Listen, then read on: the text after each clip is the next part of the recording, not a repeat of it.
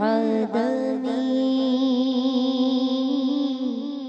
ثم الصلاة على المختار في القدم مولاي صل وسلم دائما أبدا على حبيبك خير الخلق كلهم مولاي صل وسلم دائما أبدا على حبيبك خير الخلق كلهم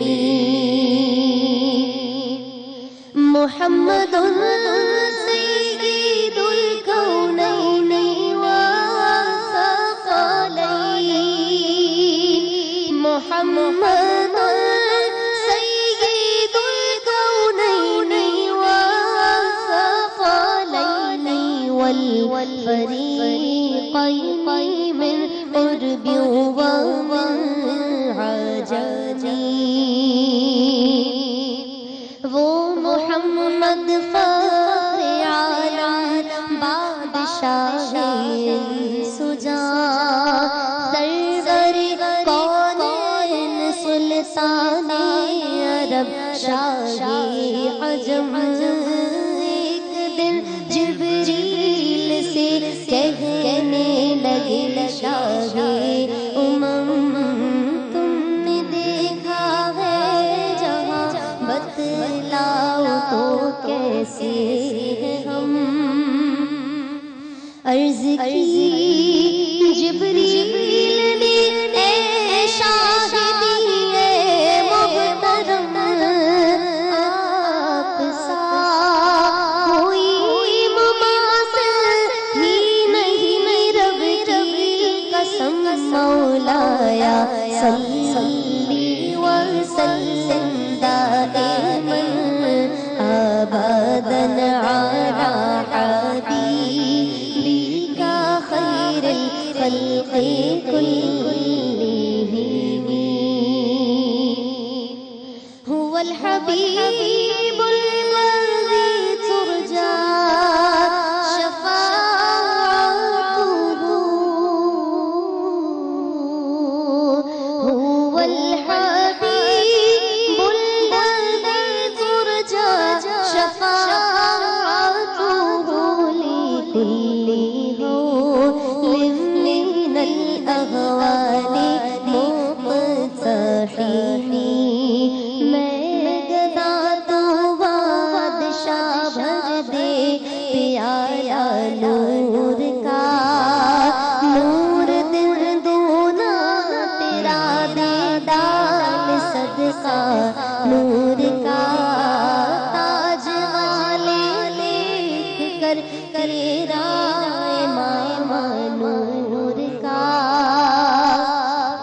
سر جھکاتے ہیں لاگی بول بالا نور کا تیری نسل پاک میں ہے بچہ بچہ نور کا تو ہے عین نور تیرا سب سرانا نور کا یا حبیب المصطفى بلغ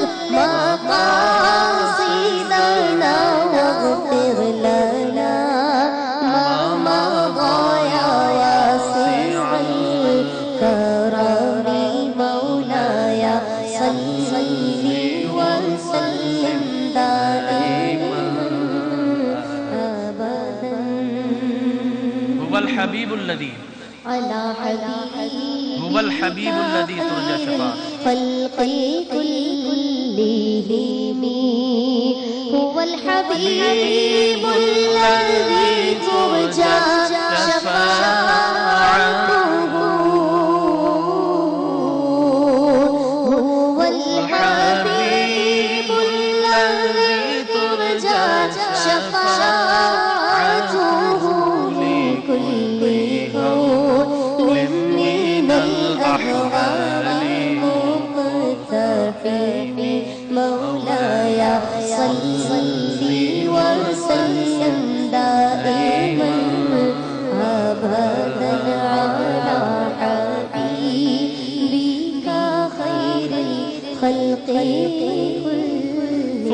الرضا عن أبي بكر وعن عمر ثم الرضا عن أبي بكر وعن عمر وعن علي وعن عثمان ذي الكرم مولاي صل وسلم دائما أبدا على حبيبك خير الخلق كلهم.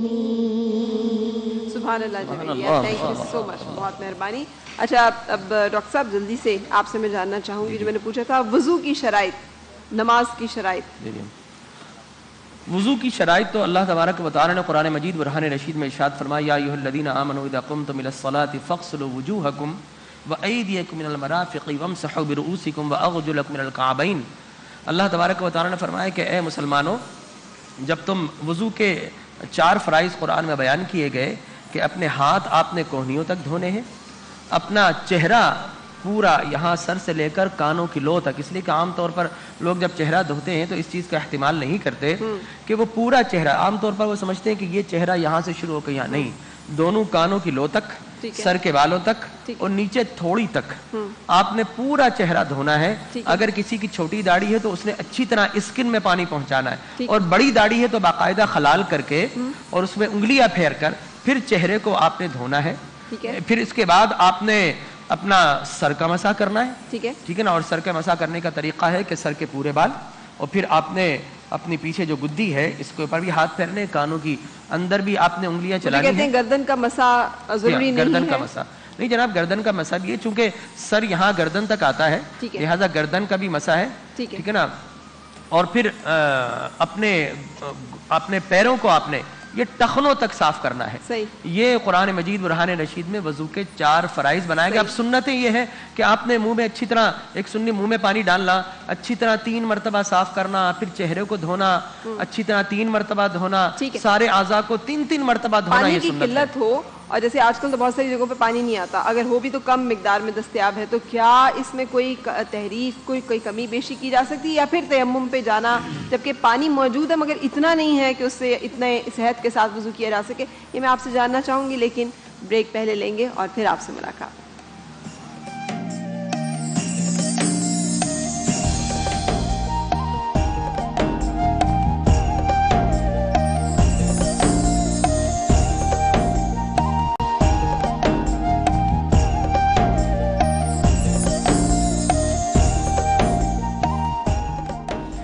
سوال میں نے چھوڑا تھا آپ سے تیمم کے بارے میں. آج کل اگر پانی نہیں ہے یا اتنا دستیاب نہیں ہے کہ اتنی صحت کے ساتھ وضو کیا جا سکے، تو کیا تیمم اختیار کر لیا جائے یا پھر آپ اس میں تھوڑا سا اختصار سے کام لیا جا سکتا ہے؟ بسم اللہ الرحمن الرحیم. جیسے کہ حضرت نے آیت کا پہلا حصہ پڑھا یا ایھا الذین آمنوا اذا قمتم، اسی آیت کا دوسرا حصہ آگے چل کے جس میں اللہ رب العزت بیان فرما رہے ہیں وَإِن كُنتُم مَرَضًا أَوْ عَلَىٰ سَفَرٍ، تم مریض ہو، بیمار ہو جاؤ کہ جس میں پانی تمہیں نقصان پہنچائے، یا سفر پر ہو کہ پانی نہیں پاتے، وَإِن لَّمْ تَجِدُوا مَاءً، اگر تمہیں پانی نہیں ملتا، فَتَيَمَّمُوا صَعِيدًا طَيِّبًا فَامْسَحُوا بِوُجُوهِكُمْ وَأَيْدِيكُمْ. اب جب پانی نہیں ملتا تو اس وقت تم نے تیمم کرنا ہے پاک صاف مٹی سے. پاک صاف مٹی سے بِوُجُوهِكُمْ وَأَيْدِيكُمْ. صرف 2 ضربے ہیں، ایک اپنے چہرے پر اور ایک اپنے ہاتھوں پر، پورے جسم پر. جی، دونوں ہاتھوں پر. اچھا، یہ صاف پاک مٹی کا تعین کیسے ہوگا؟ کہیں پر بھی جو مٹی دستیاب ہے اسے پاک صاف کنسیڈر کر لیا جائے گا یا کوئی خاص مٹی؟ نبی کریم صلی اللہ علیہ وسلم کا ایک فرمان ہے کہ میری امت کو ایک چیز خاص طور پر دی گئی کہ پوری سرزمین مسلح بنا دی گئی. جعلت الارض مسجدا و طہورا، پوری سرزمین مسلح بنا دی گئی. پوری سرزمین یعنی ساری زمین جو ہے وہ پاک ہے اگر اس پر نجاست ظاہر نہ ہو. صحیح، ٹھیک ہے. تو اس جگہ پہ سے مٹی اٹھا کر نجاست بھی ظاہر نہ ہو، کوئی فاؤل اسمیل بھی نہ آ رہی ہو، اسمیل بھی نہ آ رہی. ویسے بھی سن لائٹ جب لگتی ہے تو زمین پاک ہو جاتی ہے. صحیح. اچھا سر، نماز ٹوٹتی کب ہے؟ کب نماز مکروہ ہو جاتی ہے؟ مکروہ اوقات کیا ہیں علامہ صاحب؟ بہن میری، اس سوال کے لیے آپ کو تھوڑا سا ذرا تفصیل میں جانا پڑے گا. اچھا، میں عرض کروں آپ سے کہ نماز ٹوٹتی ایک تو واضح چیز ہے کہ نماز میں آپ نے اپنی توجہ مصلی سے ہٹا دی، نماز ٹوٹ گئی. آپ لیکن بہت سارے خیال آتے ہیں بعض اوقات. خیالات آنا تو ایمان کی نشانی ہے.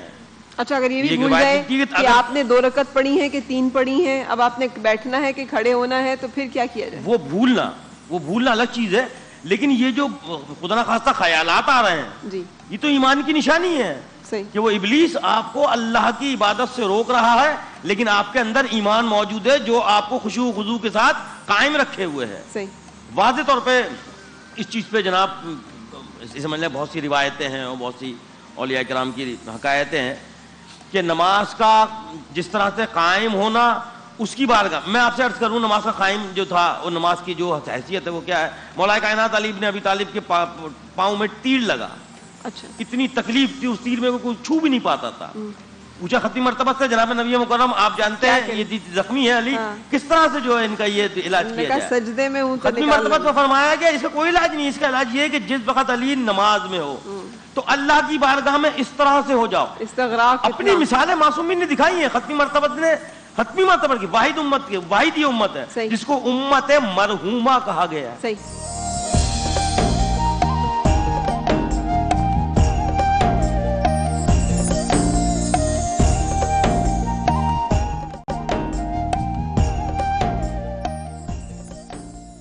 اللہ اللہ اللہ اللہ اللہ اللہ اللہ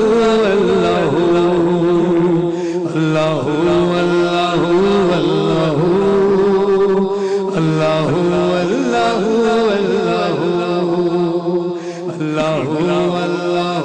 اللہ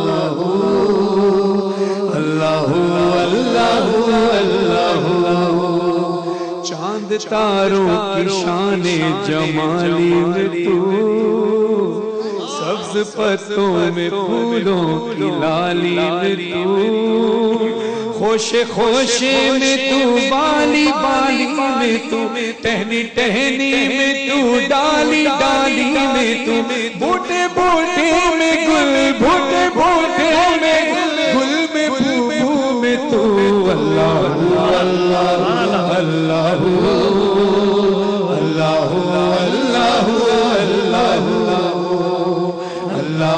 اللہ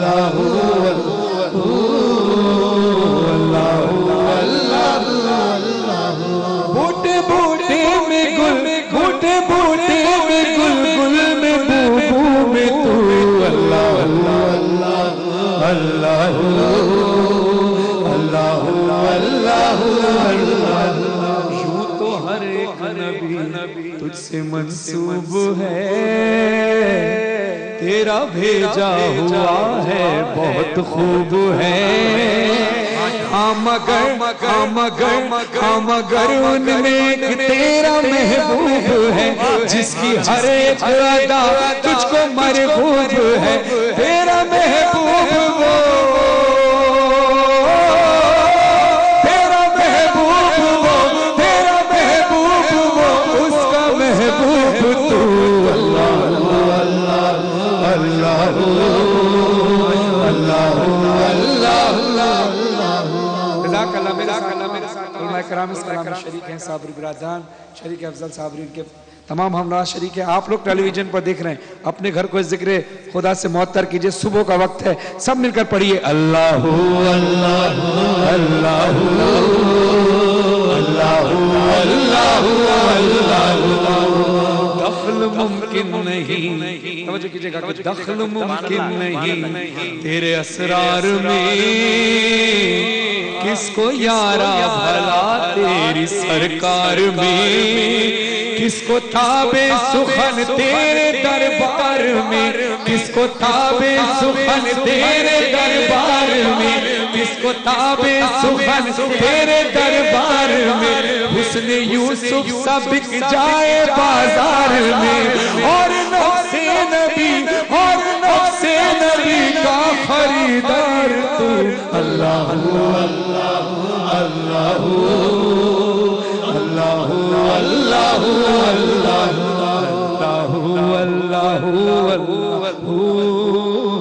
اللہ اللہ اللہ. جناب حسن امداد صاحب یہ کلام لکھ رہے ہیں، جو اشعار یہ میں پڑھ رہا ہوں حسن امداد صاحب کے مولانا کے ہیں. بہت خوبصورت بند پیش کر رہا ہوں.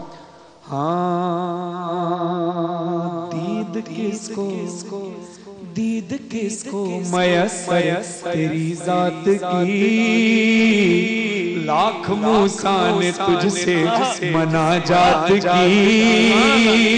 پھر بھی تو نے نہ ان سے ملاقات کی، پھر بھی تو نے نہ ان سے ملاقات کی، چھپ کے پردے میں کی جب کبھی بات کی، چھپ کے پردے میں کی جب کبھی بات کی، اور محمد سے کی اور محمد سے کی دو بدو گفتگو.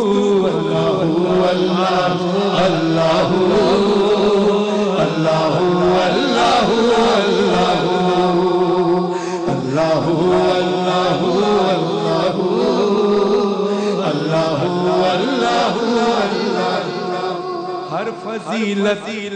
ہر فضیلت محمد کے گھر بھیج دی تھی، جو شیخ خوب سے خوب تر بھیج دی، ان کے بھائی کو تیرے تو سر بھیج دی، اور ملک سے پھر اس کی خبر بھیج دی، لافتہ کی صدا لافتہ کی صدا لافتہ کی صدا اب بھی ہے 400. اللہ اللہ اللہ اللہ اللہ اللہ اللہ اللہ